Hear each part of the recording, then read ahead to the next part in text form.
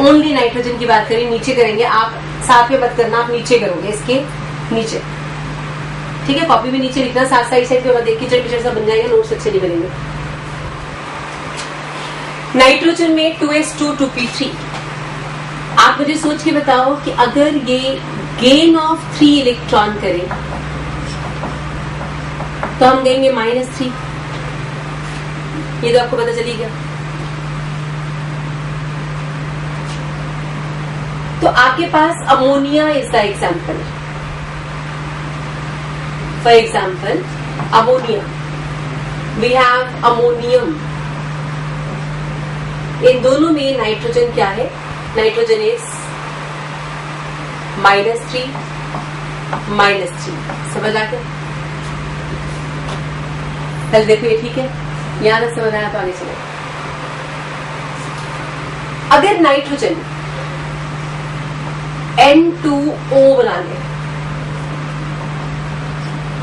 N2O का मतलब है नाइट्रस ऑक्साइड, और मैंने लिखा 2x -2 is 0, x comes out to be 1। तो 1 ऑक्सीडेशन स्टेट आ गई। ये तब आएगी जब आपके पास कौन सा स्ट्रक्चर बन रहा है? कोवेलेंट स्ट्रक्चर, और वो ऑक्सीजन के पैरेलल चला गया, ठीक है। यानी जब वो ऑक्सीजन के पैरेलल जाएगा तो नाइट्रस ऑक्साइड N2O बना, +1 ऑक्सीडेशन स्टेट। आप बताओ NO, what is the oxidation state of nitrogen? x -2 is 0, x is +2, तो नाइट्रोजन क्या बन गया? +2।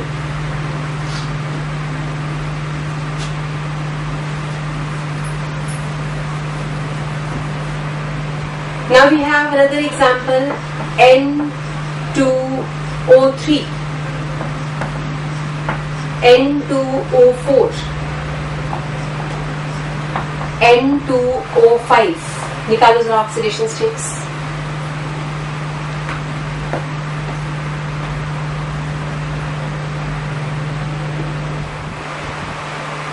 Calculate the oxidation states of nitrogen.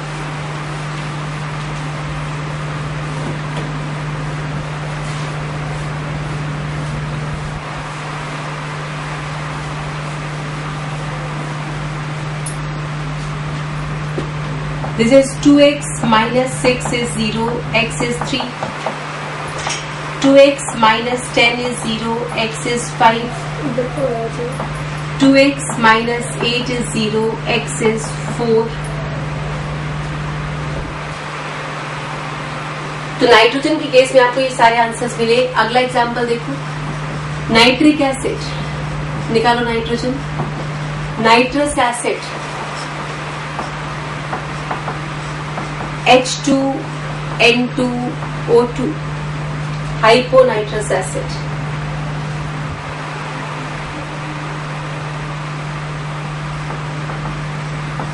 N3H। इन सब में नाइट्रोजन की ऑक्सीडेशन स्टेट आपको कैलकुलेट करनी है।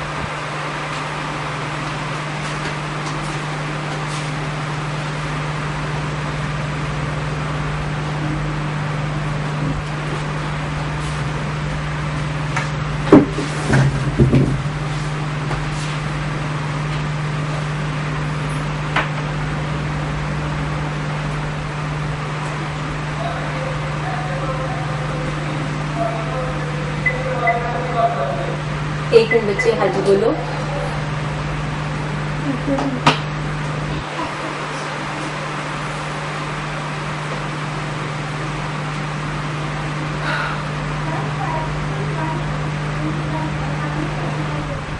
एक मिनट शिवाली, एक मिनट निकालिए सबका आंसर। शावनी,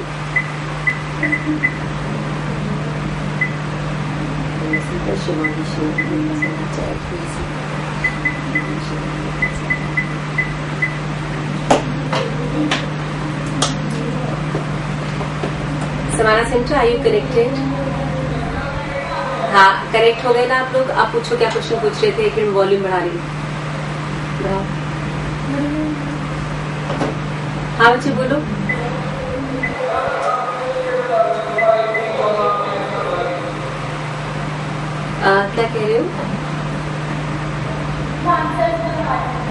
आंसर्स, हमारा central answers are nitric acid में कितना +5 आ रहा है,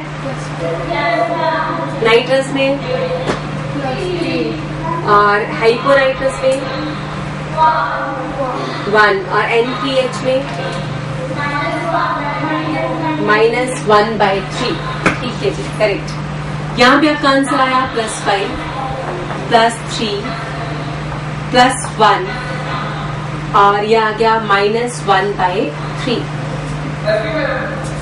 हाँ बच्चे, NaCH का नाम है hydrazoic acid, hydrazoic acid.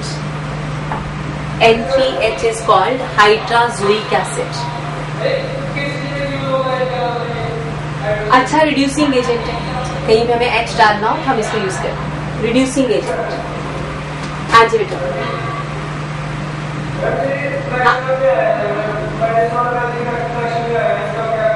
Fractional का मतलब है कि 3 नाइट्रोजन पे -1/3 है, ये एवरेज है। एक्चुअल में किसी एक नाइट्रोजन पे माइनस है, लेकिन हम क्योंकि एवरेज निकाल रहे हैं तो -1/3 आ गया। ये एवरेज वैल्यू है, इसका इंडिकेशन था कि ये एवरेज है, इसलिए फ्रैक्शनल आ रहा है।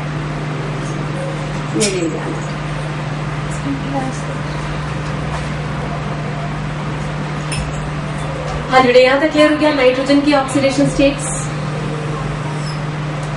नाइट्रोजन की ये सारी ऑक्सीडेशन स्टेट में हमें -2 और -1 नहीं दिखता, -2 और -1 नहीं दिख रहा, बाकी ऑलमोस्ट सारा ही दिख गया था वैल्यूज। -1 भी इसमें -1 ही होती है, लेकिन एवरेज आ रही है, लेकिन -2 वैल्यू नाइट्रोजन नहीं शो करता। इसका -2 के होने के चांसेस थोड़े कम थे। आप जरा ध्यान से मेरी बात को समझोगे, -3 से लेकर 0 और फिर +5, अगर नाइट्रोजन -3 है तो -3 से वो किसकी तरफ जाएगा, it will go for oxidation, that means reducing agent. जब नाइट्रोजन -3 पे पहुंच जाता है तो वो क्या बन जाता है, रिड्यूसिंग एजेंट। जब वो +5 पे होता है तो वापिस आ सकता है, इससे आगे तो जा नहीं सकते थे, तो आपको ये खुद की क्या करेगा, reduction. When it is going for reduction, that means it is good oxidizing agent. Now it is good oxidizing agent.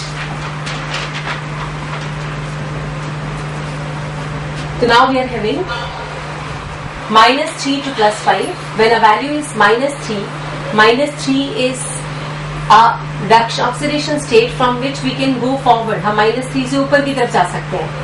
-3 से अगर आप -2, -1, 0, 1, 2, 3, 4 की तरफ आओगे, इसका मतलब हम किसकी तरफ जा रहे हैं, ऑक्सीडेशन की तरफ। और जब कोई खुद की ऑक्सीडेशन करता है तो क्या बन जाता है, रिड्यूसिंग एजेंट। इट मीन्स अब आप ये बता सकते हो कि अमोनिया क्या होगा, ऑक्सीडाइजिंग एजेंट कि रिड्यूसिंग एजेंट।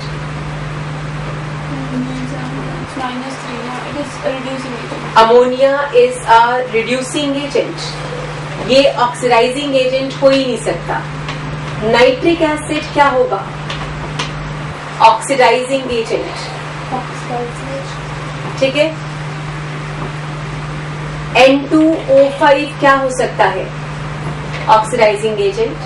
लेकिन अगर मैं लिखूं HNO2, इट कैन बी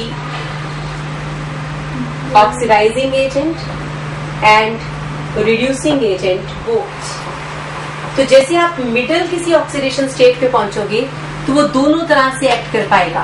यानी अगर आप यहाँ +3 पे होते तो +3 से आप फॉरवर्ड और बैकवर्ड दोनों जा सकते हो, इसका मतलब it can act as both. समझ आया है पॉइंट। तो nitrous acid can act as both oxidising as well as reducing agent. हाँ जी पलक बोलो। कौन सा, HNO2 इज नहीं बेटा, दोनों तरफ +5 भी बन जाता है और ये कम की तरफ भी जा सकता है, तो इक्वली दोनों तरह का बिहेवियर शो करेगा। ये डिपेंड करेगा कि कौन सी कंडीशंस हमने दी। ठीक है, कौन किसके साथ रखा, कौन इसके साथ प्रेजेंट है, इन सारी बातों पर डिपेंड करेगा। तो nitrous acid can act as both, is it clear? ये एग्जांपल समझ आ गया, क्वेश्चन समझ आ गया?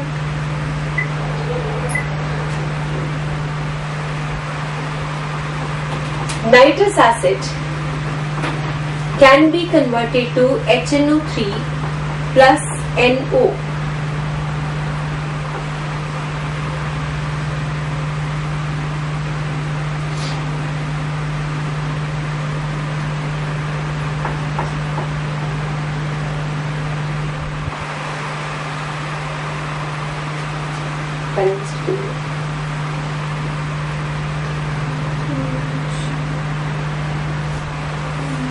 Plus 3 to plus 5 and plus 2. Balanced. Water is the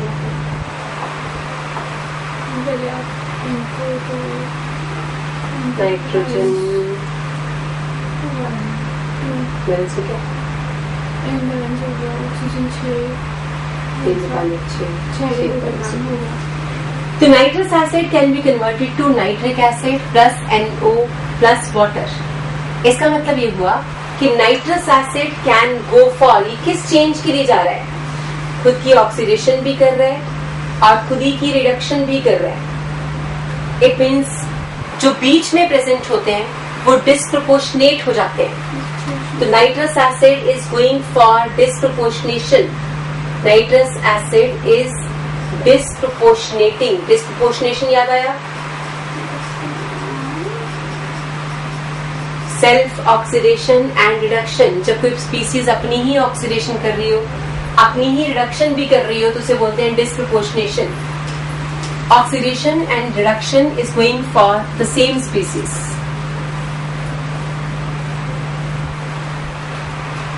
आप बताओ, क्या नाइट्रिक एसिड कभी डिस्प्रोपोर्शनेट कर पाएगा? क्या अमोनिया कभी डिस्प्रोपोर्शनेट कर पाएगा? सिर्फ कौन कर पाएगा? जो मिडिल स्टेजेस पे होंगे, यानी ये बीच वाली जो एलिमेंट्स है वो डिस्प्रोपोर्शनेट कर सकते थे। और उनमें से इंपॉर्टेंट है nitrous acid which can easily disproportionate. Disproportionation समझ आ गया? Got it? तो ये आपके पास था डिस्प्रोपोर्शनेशन ऑफ नाइट्रोजन। अब हमारे पास है फास्फोरस। Phosphorus is 3s2। चलो एक चीज और लिख लो नाइट्रोजन के केस में। अभी नाइट्रोजन की कॉन्फ़िगरेशन में हमें ये नजर आया कि उसके पास 4 ऑर्बिटल्स हैं। Nitrogen can form maximum 4 bonds. Maximum 4 bonds वो बना सकता है, इससे ज्यादा वो बॉन्ड्स बना ही नहीं सकता। 4 बॉन्ड्स में से भी क्या होगा? 1 coordinate, out of which 1 bond is coordinate bond. यानी अगर कभी आपको दिखे कि नाइट्रोजन 4 बॉन्ड्स बना रहा है तो उनमें से एक बॉन्ड वो कोऑर्डिनेट बनाएगा। फॉर एग्जाम्पल, अगर हम बनाते हैं NH4 पॉजिटिव, तो ये ऐसा होगा, this is NH4 positive. Clear है? अगर हमने नाइट्रेट बनाया तो नाइट्रेट आयन का स्ट्रक्चर ऐसा होगा। नाइट्रोजन को 4 बॉन्ड बनाने पड़ेंगे तो एक कोऑर्डिनेट। ये पॉइंट समझ आ गया? तो नाइट्रोजन जब भी 4 बॉन्ड्स बना रहा होगा तो इन तीनों के साथ वो सिग्मा और पाई बॉन्ड बना सकता है। ये जो एक लोन पेयर है ये हमेशा क्या करेगा? कोऑर्डिनेशन करेगा। ये पॉइंट समझ आ गया? यानी नाइट्रोजन के पास अगर 3 ऑर्बिटल्स हों और एक लोन पेयर, तो वो किसी के साथ भी कोऑर्डिनेट कर सकता है। अगर आपको याद हो तो ammonia can coordinate with BF3।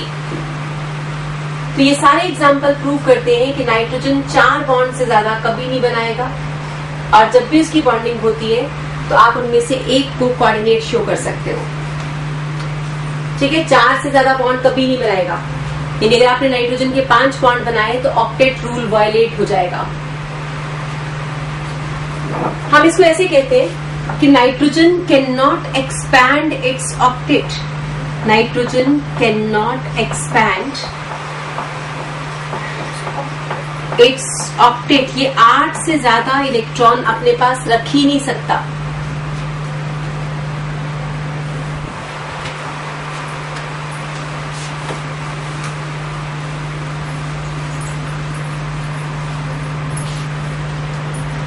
Now it is phosphorus P.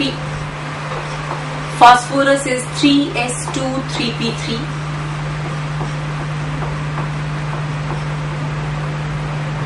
(3d) is empty.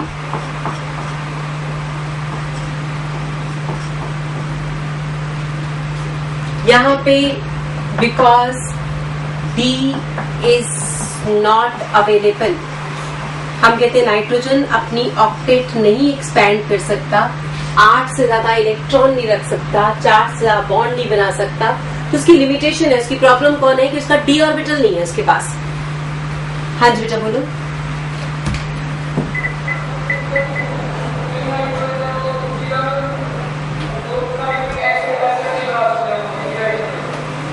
Nitrogen जो है वो क्या नहीं बना सकता,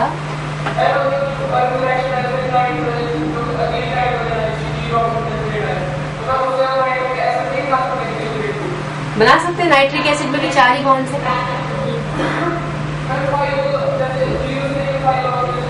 नहीं वो ऑक्सीडेशन ना ऑक्सीडेशन स्टेट 5 हो सकती है, लेकिन बॉन्ड वो 5 नहीं बना सकता, बॉन्ड वो 4 ही बनाएगा।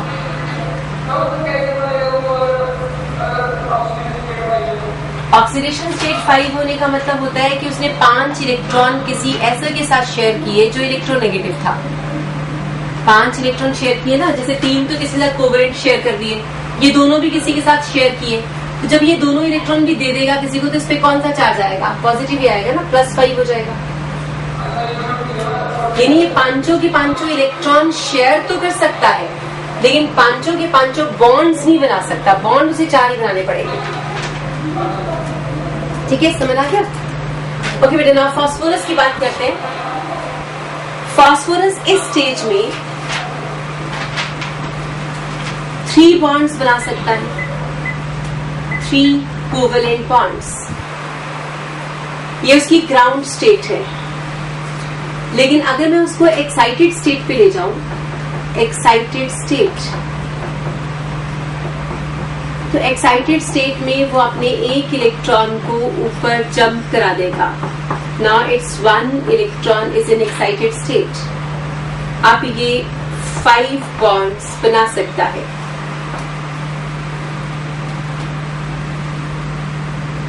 जब हम कहेंगे वो 5 बॉन्ड्स बना सकता है, तो एग्जाम्पल हमारे पास है PCl5,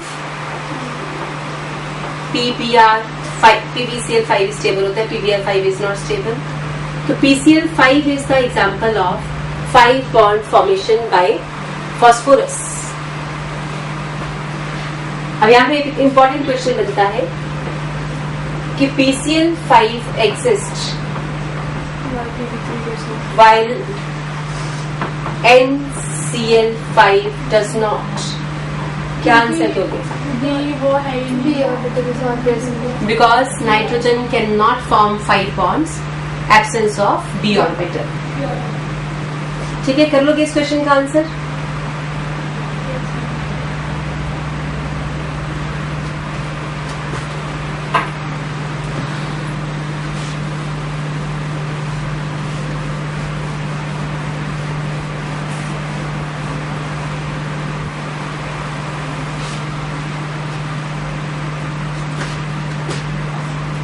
pH3 is stable while pH5 is not existing.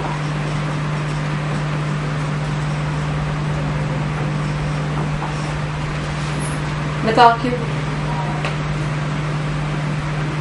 वो तो 5 बॉन्ड बना लेता, तो फिर तो PCl5 भी बना।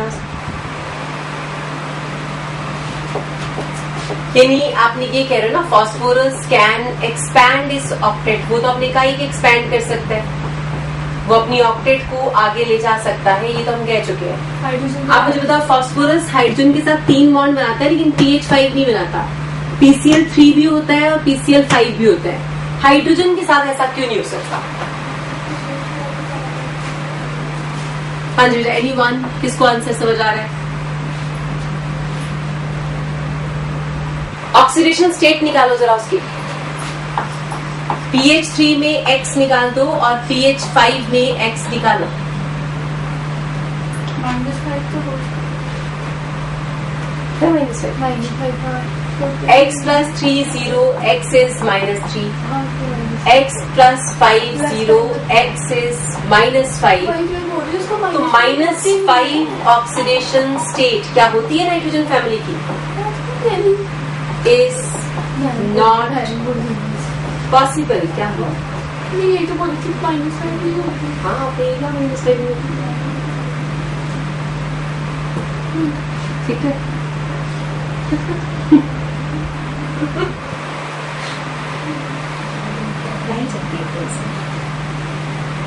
तो pH5 कभी नहीं बनेगा। उसका रीजन है कि -5 तो हमने कहा ही नहीं कि नाइट्रोजन फैमिली शो करती है। नाइट्रोजन फैमिली मिनिमम कितना शो करती है? -3। क्लियर हो गया? नेक्स्ट, pH3, PCl3, इन सब में ऑक्सीडेशन स्टेट ऑफ फास्फोरस निकालो। H3PO2, H3PO3, H3PO4,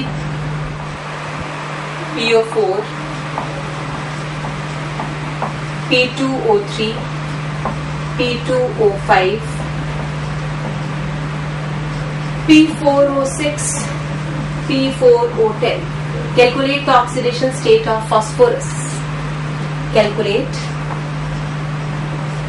oxidation state of phosphorus.